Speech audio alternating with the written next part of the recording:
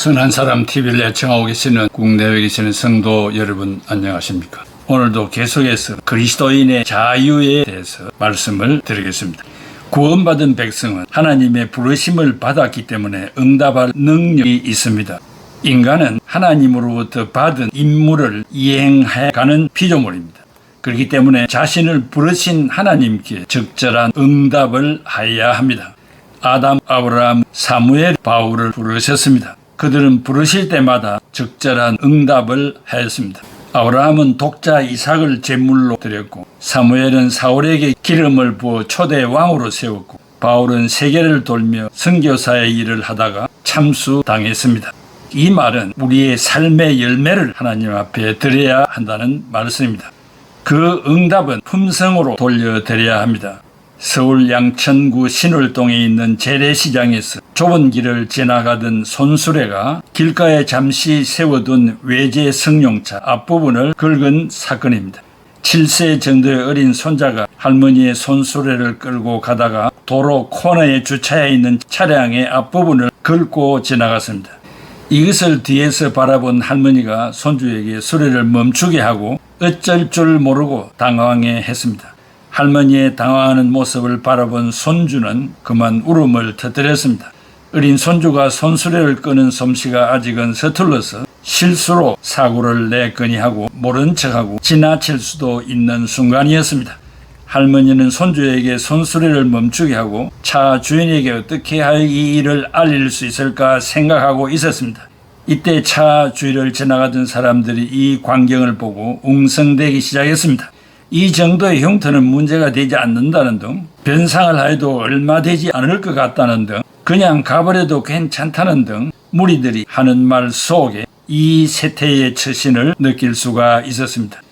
손수레 안에는 콩나물 한 봉지와 손주가 좋아해서 산 것으로 보이는 바나나 한 송이가 놓여 있었습니다. 주변에서 보고 있던 한 학생이 할머니가 전화기가 없어서 차주에게 연락을 못하고 있는 것을 알게 되었 차 앞에 꽂혀있는 명함의 전화번호로 차주에게 전화를 걸어서 사고 내용을 설명하였습니다. 잠시 후에 이들 차주 부부는 현장에 도착하자마자 할머니에게 고개를 숙이며 정중히 사과를 하는 것이었습니다. 죄송합니다. 저희들이 차를 주차장에 주차하지 않고 도로 옆에 주차를 해서 통행에 불편을 드렸습니다. 정말 죄송합니다. 옆에 서 있던 차주의 부인이 울먹이는 할머니의 손주를 껴안으며 미안하다를 반복하면서 어린 손주를 달래 주었습니다. 할머니의 신앙으로 진실과 거짓의 싸움에서 승리한 결과이며 차주 부부의 솔직담백한 자아 성찰과 가진 자의 교만과 싸움에서 승리한 자들이었습니다. 한마디로 진실의 품성이 책임져 주는 결과는 이렇게 엄청난 축복으로 되돌아옵니다. 돈이 많고 잘 사는 것이 부러운 것이 아니라 그 차주의 예의 바른 품성이 너무나 부러웠습니다. 이 사연을 게시한 기고자는 집으로 돌아오는 길에 오늘 하루 나는 정말로 멋진 사람들을 만났다는 생각을 했습니다. 그러면서 기고자는 이 사연을 향하여 이렇게 말했습니다. 가정이나 학교에서 그리고 직장에서 수업이나 일보다도 품성교육, 인성교육을 많이 하는 것이 좋겠다고 했습니다. 뒤늦게 이 사실을 알게 된 아우디 코리아 회사에서 이 차주를 수소문하여 알아내었고 수리비 전액을 회사에서 지원하겠다고 했습니다. 이 글의 내용을 보면 대한민국은 아직도 살만한 가치가 있고 향후 발전 가능성이 큰 사회임에 틀림이 없습니다. 나아가 한국에 이런 품성을 교육하는 대한품성교육협회가 있다는 자체가 큰 희망이라고 생각합니다. 한국이 수준 높은 교육과 지혜로운 품성, 인성 실천으로 공정한 사회 건설과 거짓이 사라지고 진실을 말할 때 사랑과 용서가 있고 예의 범절이 뚜렷한 사회가 되어 살기 좋은 대한민국이 되기를 바랍니다. 신자는 하나님과 계약 관계에서 살아가는 사람들입니다.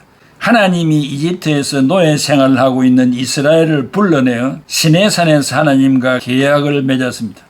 출애굽기 24장 7, 8절의 언약서를 가져다가 백성에게 낭독하여 듣게 하니 그들이 이르되 여호와의 모든 말씀을 우리가 준행하리이다. 모세가 그 피를 가지고 백성에게 뿌리며 이르되 이는 여호와께서 이 모든 말씀에 대하여 너희와 세우신 언약의 피니라 했습니다. 하나님은 자신의 구원 계획에 따라 선택하신 이스라엘 백성에게 특권으로 사랑과 보호와 구원을 주시기로 하시고 그 대신 너희가 실천해야 할 조건들을 제시했습니다. 출애굽기 19장 5, 6절에 세계가 다 내게 속하였나니 너희가 내 말을 잘 듣고 내 언약을 지키면 너희는 모든 민족 중에서 내 소유가 되겠고 너희가 내게 대하여 제사장 나라가 되며 거룩한 백성이 되리라. 너는 이 말을 이스라엘 자손에게 전할지니라고 했습니다. 이 계약으로서 이스라엘은 자신의 역사가 시작할 때부터 하나님과의 언약 관계 속에서 출발했음을 알게 됩니다.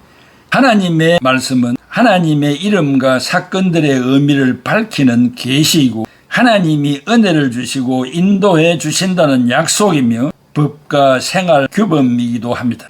인간이 하나님에게 응답하는 것은 하나님의 말씀을 즉각 받아들이는 것이고 하나님의 약속을 믿으며 하나님의 계명을 철저히 이행하는 것입니다. 여기에 정직이 있고 사랑이 있고 용서가 있고 예의 범절이 있고 인간답게 살 수 있는 자유가 있는 것입니다. 출애굽기 19장 8절에 백성이 일제히 응답하여 이르되 여호와께서 명령하신 대로 우리가 다 행하리이다. 모세가 백성의 말을 여호와께 전하며 출애굽기 24장 7절에 여호와의 모든 말씀을 우리가 준행하리이다. 하나님의 사랑은 복종을 요구합니다. 신명기 6장 5절에 너는 마음을 다하고 뜻을 다하고 힘을 다하여 네 하나님 여호와를 사랑하라. 그러나 이스라엘은 하나님과의 계약에 충실하지 않았고 다른 신들에게로 돌아섰고 하나님의 말씀을 마음에 두지 않았으며 계명을 무시하기도 했습니다. 그 결과로 간통으로 깨진 혼인처럼 옛 계약은 깨져 버렸습니다. 예레미야 22장 9절에 그들이 대답하기는 이는 그들이 자기 하나님 여호와의 언약을 버리고 다른 신들에게 절하고 그들을 섬긴 까닭이라 하셨다 할지니라. 이사야 1장 2절에 그들이 나를 거역하였도다 했습니다. 그러나 새 계약이 약속되었습니다. 예레미야 31장 31절에서 34절에 여호와의 말씀이니라. 보라 날이 이르리니 내가 이스라엘 집과 유대 집에 새 언약을 맺으리라. 이 언약은 그들의 조상들의 손을 잡고 애굽 땅에서 인도하던 날에 언약과 같이 아니할 것은 내가 그들의 남편이 되었어도 그들이 내 언약을 깨뜨렸음이라. 여호와의 말씀이니라. 에스겔은 신의 산 언약을 쇄신해 주는 것이었다고 말했습니다. 에스겔 16장 60절에 그러나 내가 너의 어렸을 때에 너와 세운 언약을 기억하고 너와 영원한 언약을 세우리라. 마음을 변화시키고 신적인 영의 선물을 가져다 주는 그런 계약이 약속된 것입니다. 에스겔 36장 26에서 28절에 또 새 영을 너희 속에 두고 새 마음을 너희에게 주되 너희 육신에서 굳은 마음을 제거하고 부드러운 마음을 줄 것이며 또 내 영을 너희 속에 두어 너희로 내 율례를 행하게 하리니 너희가 내 규례를 지켜 행할지니라. 내가 너희 조상들에게 준 땅에서 너희가 거주하면서 내 백성이 되고 나는 너희 하나님이 되리라. 이 새로운 언약은 예수 그리스도를 통하여 인류와 맺어졌습니다. 언약이라는 단어가 신약에 연결이 되는데 마태복음 26장 28절 이것은 죄사함을 얻게 하려고 많은 사람을 위하여 흘리는 바 나의 피 언약의 피니라.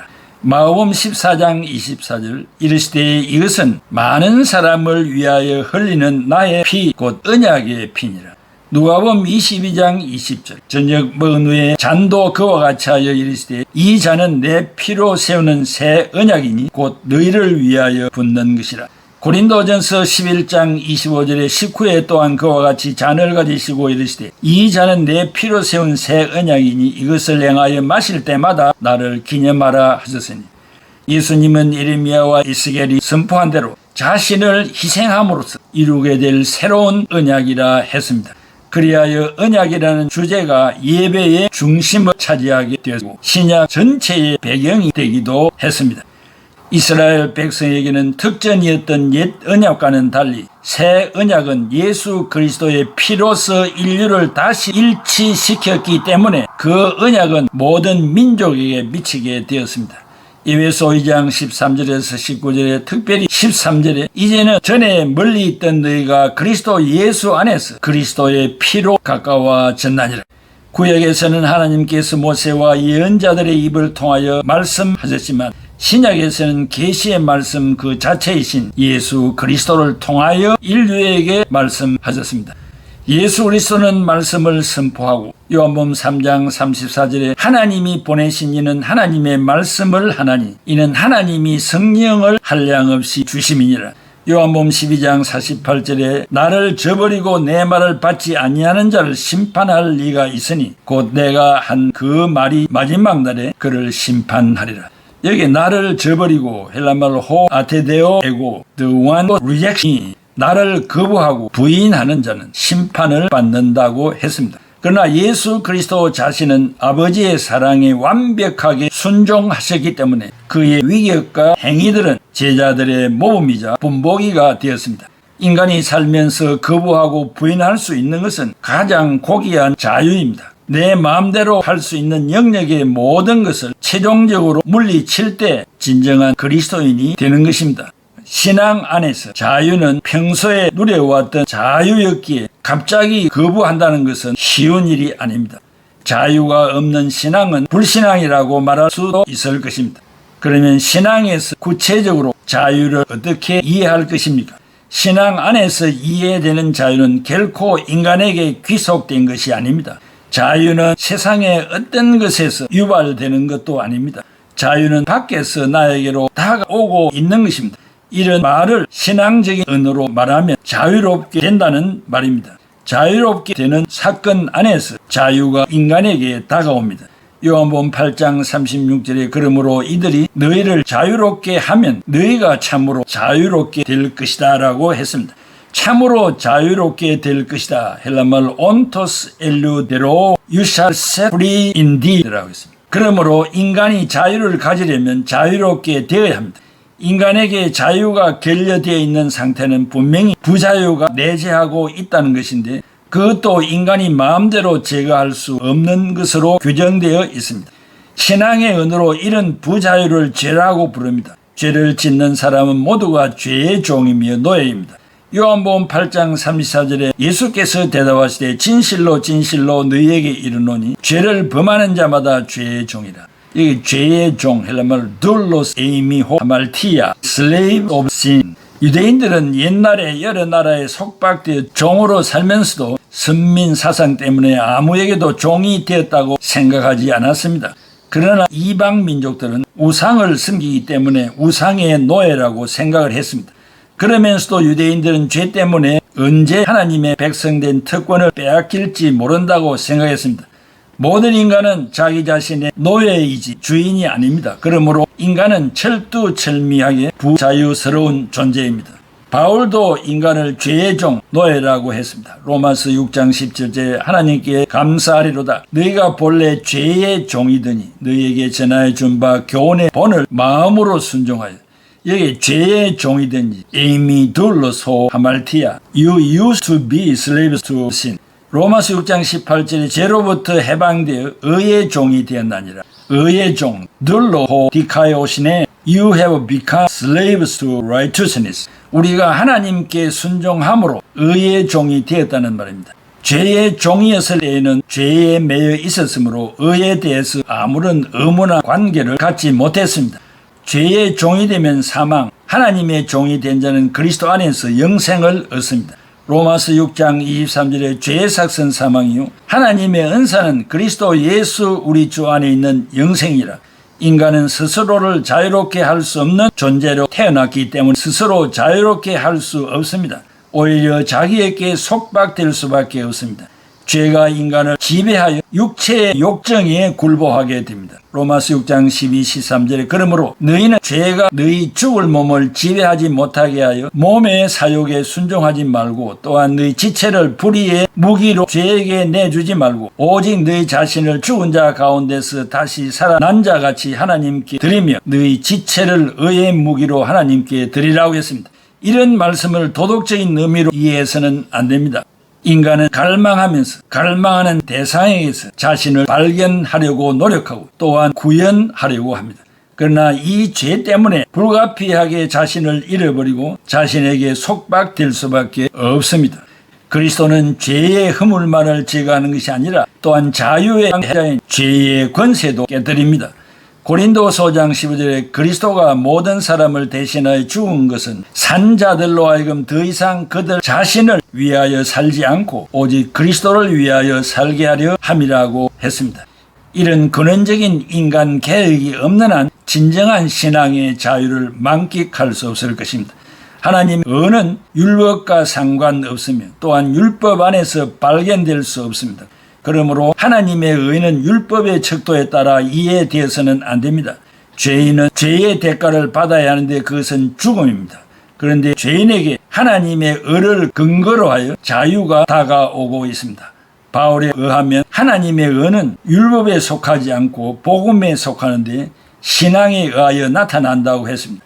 로마서 1장 17절에 복음에는 하나님의 의가 나타나서 믿음으로 믿음에 이르게 하나니 기록된 바 오직 의는 믿음으로 말미암아 살리라 함과 같은 일을 했습니다. 복음이 죄인을 자유케 하며 죄를 용서하기 때문에 복음 안에서 하나님의 의가 나타납니다. 신앙이 없는 죄인은 율법에 따라 죽음을 받습니다. 그러나 여기서 하나님의 의가 발생하는데 복음을 인정할 때 하나님의 은혜가 의롭게 되어 자유가 주어집니다. 자유는 율법과는 아무 상관이 없습니다. 그저 자유로운 자가 되는 것은 자유 그 자체이신 하나님을 아버지로 모셨기 때문입니다. 기도하겠습니다. 고마우신 아버지 하나님, 태어날 때부터 원죄를 가지고 태어난 저희들 할 수 없는 죄인들이었습니다. 바울 사도도 여기에 얽매였습니다. 그러나 복음을 이해한 이후에는 자유에 대하여 얼마나 많은 말씀을 말했습니까? 자기 자신과 같이 율법을 공부하고 율법적으로 살았던 유대인들, 유대 종교에 속했던 사람들, 불쌍히 있어서 그들을 구원하기 위하여서 한 생애를 투신했습니다.